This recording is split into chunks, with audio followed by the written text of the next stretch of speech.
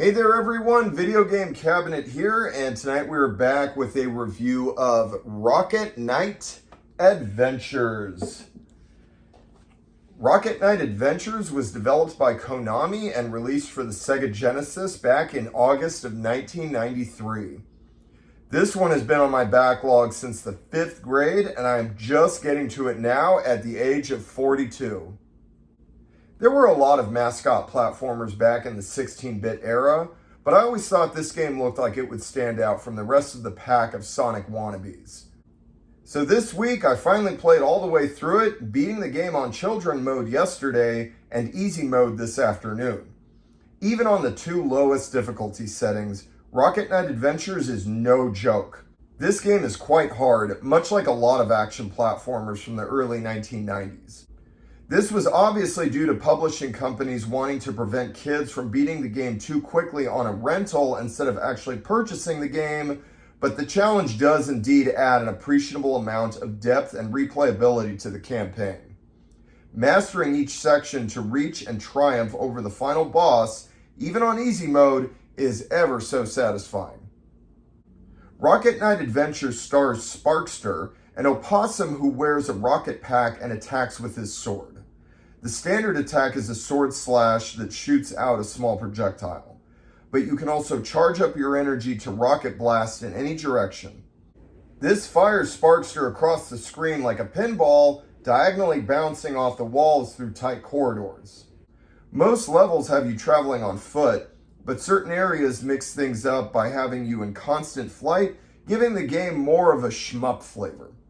There are even segments where Sparkster hangs on vines by his tail, and another section where you ride a cart on a railroad track.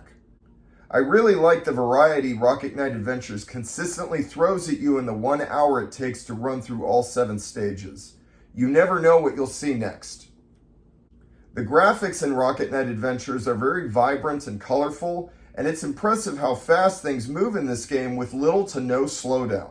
The Genesis was known for its processing power, and it definitely comes into play here when Sparkster blasts forward with his rocket pack. The music is also nice, with catchy and memorable tunes throughout the playthrough.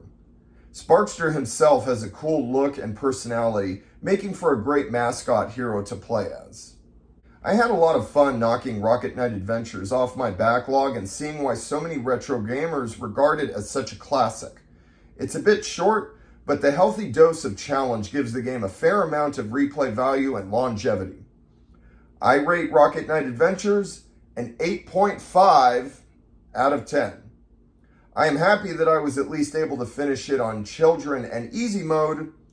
I will leave Normal and Hard mode for another time when I most assuredly will want to play this game again. And that is my review.